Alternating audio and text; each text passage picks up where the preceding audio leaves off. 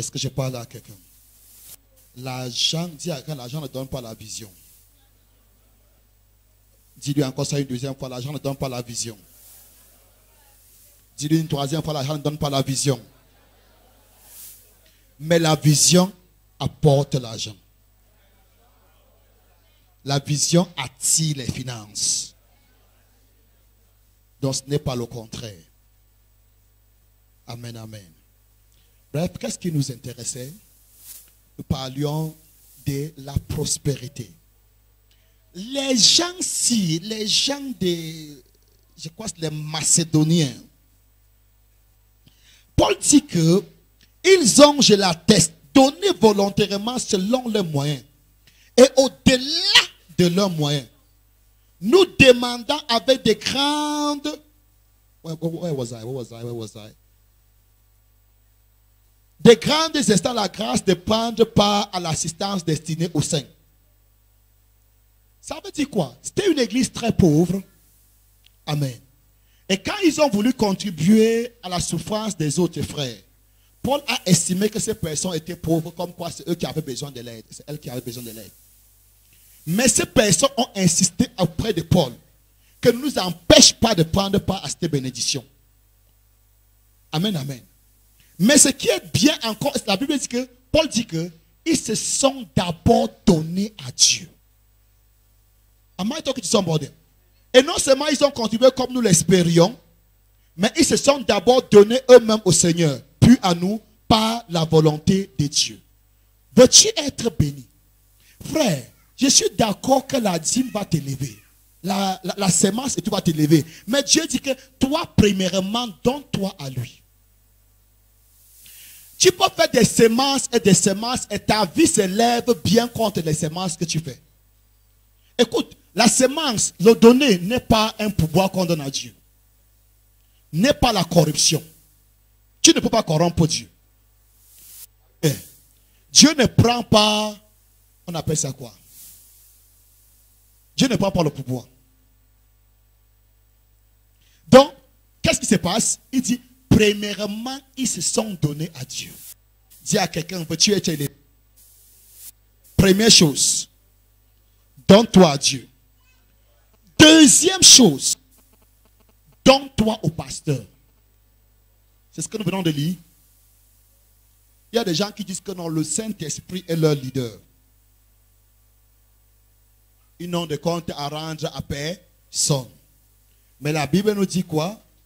Ils se sont premièrement donnés à, ensuite chez les Paul, qui était leur pasteur. Amen. Écoute-moi bien, que tu le veuilles ou pas.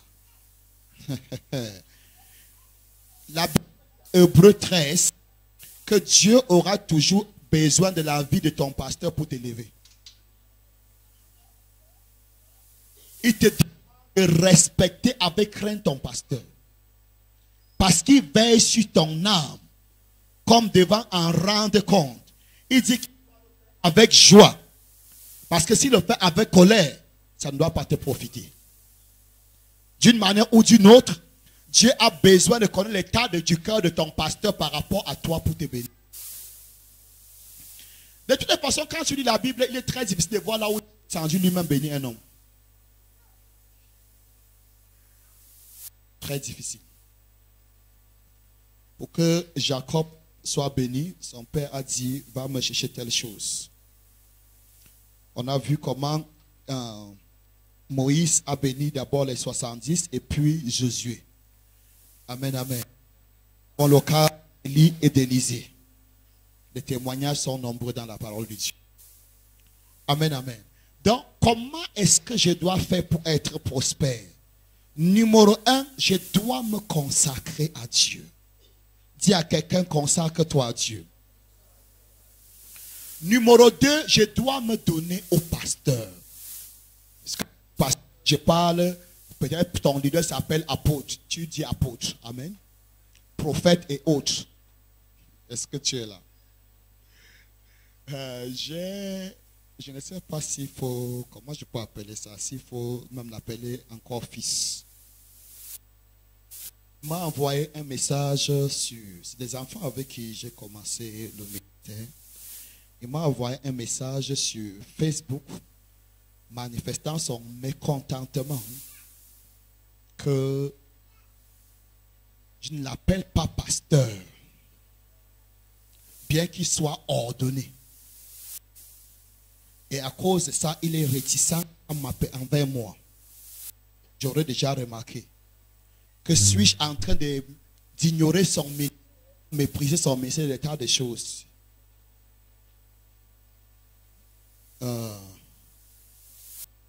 Je lui ai dit, je n'appelle pas, j'appelle des étrangers, des collègues par leur titre. Mais mes fils, je ne les appelle pas pasteurs. J'appelle pasteurs peut-être quand nous sommes en assemblée pour que les autres les respectent. Mais généralement, quand nous sommes ensemble, je les appelle par leur nom. Et il en va de même pour mes mentors. Eux, ils m'appellent. Si nous ne sommes pas dans une assemblée, il va m'appeler directement par mon nom. Des fois même en plein assemblée même. Papa, il va m'appeler Charlie. Même ici, il m'a appelé. Ça ne m'a pas dérangé, ça ne t'a pas non plus dérangé. Parce qu'il est le Père. Et je lui ai dit, deuxième des choses. Dans la famille, ça n'existe pas. Tu peux être ministre pour ton père, tu seras toujours son fils. Même si tu as les gardes-corps avec toi, ça c'est pour toi et tes gardes-corps. Pour ton père, tu es juste le... Il va t'appeler par le nom qu'il t'appelait quand tu étais né. Et j'ai lu, pour finir, j'ai compris que nous sommes des collègues et désormais je vais t'appeler en mettant le titre sur ton nom. Je vais habiller ton nom pour t'appeler. J'ai compris. Et je lui ai dit, si tu étais fils, tu ne te serais jamais plaint. Pourquoi je t'appelle par ton nom? Ça devait plutôt te plaire. Are you there? Est-ce que tu es là? Et puis, je vais te conseiller, ne sois pas trop title incline. Il ne faut pas être trop... Comment je peux me dire ça en français? Il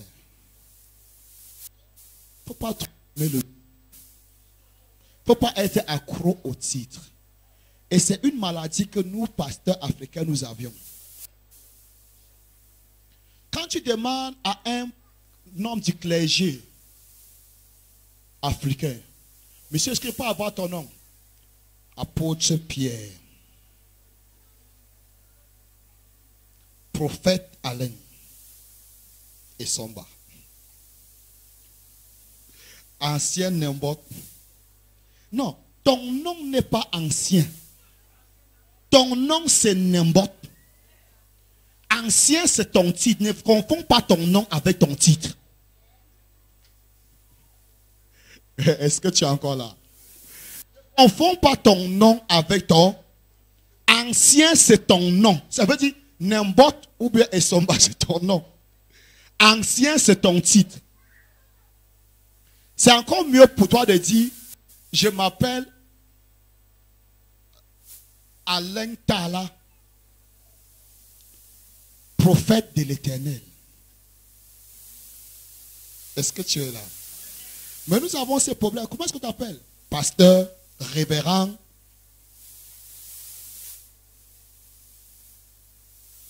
Les plus grands apôtres camerounais n'avait pas de titre. Il s'appelait Frère Zach Tamne Fomon. Il n'avait pas de titre et pourtant il est représenté dans 152 ou 167 nations. C'est combien de nations? Plus de 100 nations. CMC était représenté. Et je vais vous assurer, je travaille avec des Américains. Chaque fois qu'un Américain s'approchait de moi, où était le ministère des Zach Fomon? Ou bien me demander, tu es du frère Zach? Il était que frère. Frère, le titre là n'est pas important. C'est que tu as besoin, c'est la grâce de Dieu. Frère, c'est lui qui a la grâce. Même sans titre, on va que te respecter. Am I talking to somebody? Si tu portes l'étiquette d'un grand homme d'affaires et tu n'as pas une entreprise qui embauche des gens qui vont te respecter, on va me t'appeler Feman.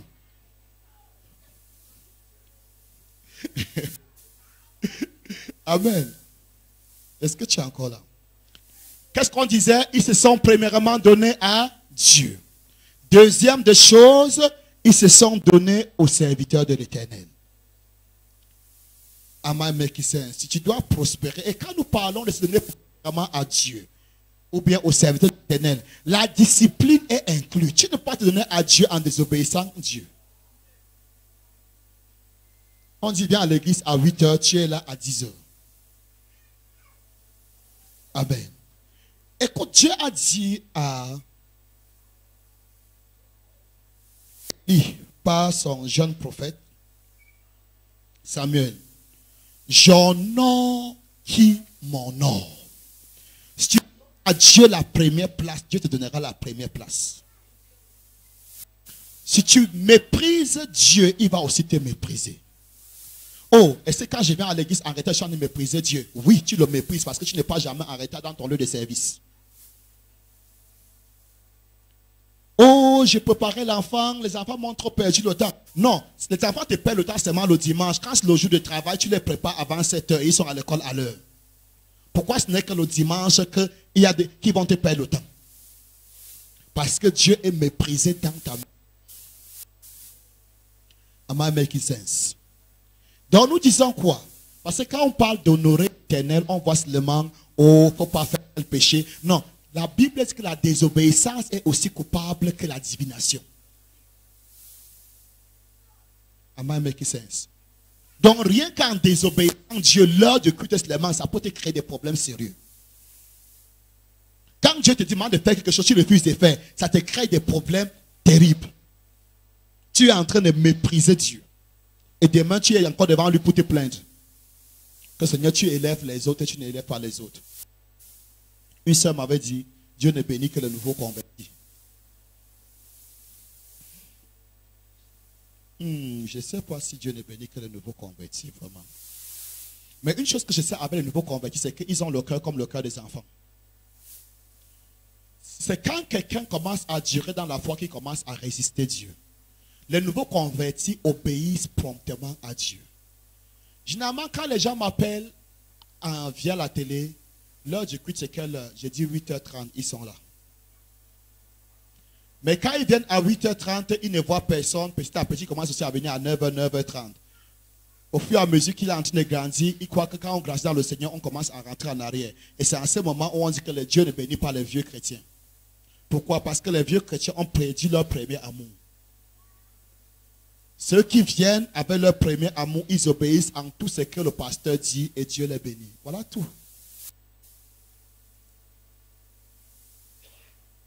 Le nouveau chrétien n'a jamais eu de problème pour payer la dîme. C'est quand il observe que les gens qu'il a rencontrés ont de la peine à passer devant pour payer la dîme, il commence à dire que mais c'est quoi la dîme là au juste? Et s'il a le malheur de tomber entre les mains de quelqu'un qui ne paye pas, il va dire, ah, laisse laver leurs choses là. Et lui aussi commence à ne pas payer. Et après, quand il voit le nouveau converti que Dieu bénit, Dieu ne bénit que le nouveau converti. Combien d'entre vous savent que quand quelqu'un vient de croire, il est si obéissant, au point où il peut même faire un mauvais mariage à cause de son obéissance. C'est-à-dire, si un frère vient lui dire que Dieu a dit que tu es ma femme, il se demande, qui suis-je pour dire non? Dieu a parlé. À mettre le truc. Je dis la vérité. Quand c'est un frère, on le manipule, on dit que voilà ta femme. Le frère lui accepte ça. Heureusement qu'il y a aussi des prophètes comme nous qui vont dire non, ça c'est pas Dieu. Mais je dis, les nouveaux convertis ont le cœur ouvert. Et c'est que Dieu dit que venez à moi comme des petits enfants. Tu as compris maintenant pourquoi Dieu veut dire? Dis à quelqu'un, et le cœur comme le cœur d'un enfant quand tu es devant Dieu. Et le cœur comme le cœur d'un enfant quand tu es devant Dieu. Et ta vie ne sera plus la même. Am I making sense? On disait quoi? Numéro 1, ils se sont donnés à Dieu. Numéro 2, quoi? Aux serviteurs de Dieu. Puis à nous par la volonté de Dieu. Donc, avant de toucher la dîme et les autres, j'aimerais que tu donnes d'abord ça comme point de départ. Amen. C'est vrai que la dîme travaille souvent même pour les non-croyants. Amen. Mais tu dois faire la différence entre toi et le non-croyant. Le non-croyant est l'enfant du voisin. Toi, tu es un enfant de Dieu. Et en tant que tel, certaines sanctions que Dieu te donne, il peut ne pas donner dehors. Quand tu vois l'enfant de quelqu'un qui se comporte mal, tu fais comment? Tu passes ton chemin, non? Mais quand c'est ton enfant, qu'est-ce qui se passe? Que c'est que j'entends là. C'est que j'entends là. T'as même déjà parlé ça? Que, parce que tu vas chez les autres, je veux te mater. Quelqu'un ici? Oh oh, non, la génération ne comprend pas. Nous sommes dans la génération où on nous tapait. La nouvelle génération, si on vous a dit qu'on ne peut pas vous taper, jusqu'à ce que quand le maître te touche, ton père vient se plaindre. Oh, à nous, on faisait balançoire, tes camarades te pour le mettre fiable. Ton entend qu'on t'a prêté à l'école. Tu crois qu'il va te venger? Il appelle le professeur là où l'enseignant dit que je te dois une bière. L'enfant là, il traite têtu. Non, la nouvelle génération ne peut pas comprendre. Est-ce que tu es là? Tu te comportais, c'est le voisin qui te touchait correctement et t'amenait vers ton papa. Est-ce que j'ai vu l'enfant, c'est en route qui jouait les cartes? Il dit, mon frère, avant qu'on aille boire, que tu as commencé, je ne sais pas si tu as bien fait. Même te touche.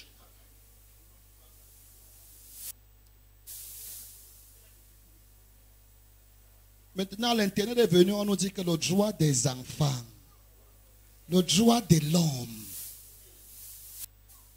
et ça affecte même l'Église.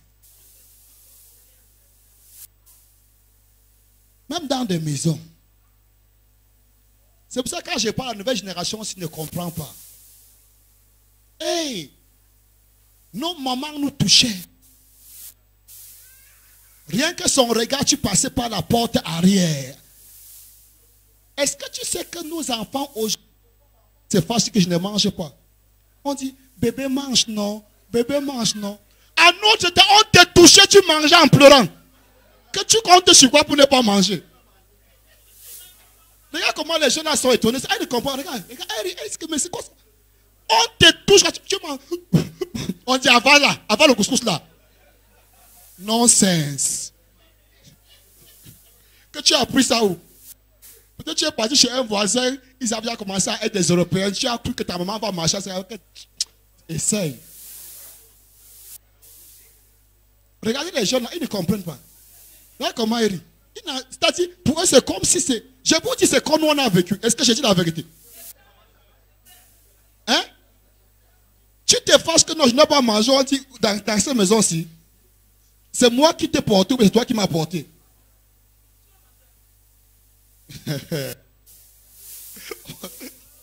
On t'oblige à dire que c'est bon.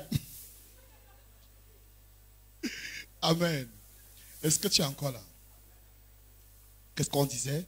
Ils se sont premièrement donnés à Dieu. Ils se sont donnés aux serviteurs de Dieu. La Bible dit que croyez en Dieu, vous allez être établis. Croyez en ses prophètes, vous allez prospérer. Croire là ne veut dire pas seulement tu crois à la prophétie. Parce que les prophètes de l'Ancien Testament ne sont pas les prophètes que nous avons aujourd'hui qui passaient tout le temps à tomber en transe. Bien, qui passent tout le temps. C'est des enseignants de la parole de Dieu. Quand la Bible dit que croyez aux prophètes, ça veut dire à ce qu'ils enseignaient. À ce qu'ils disaient. Ce n'était pas seulement les rêves, les visions. Les prophètes de l'Ancien Testament, même du Nouveau Testament, pas les prophètes d'aujourd'hui, étaient des enseignants de la parole de Dieu. Mais curieusement, nous avons des églises aujourd'hui qui commencent à prophétiser le matin jusqu'au soir.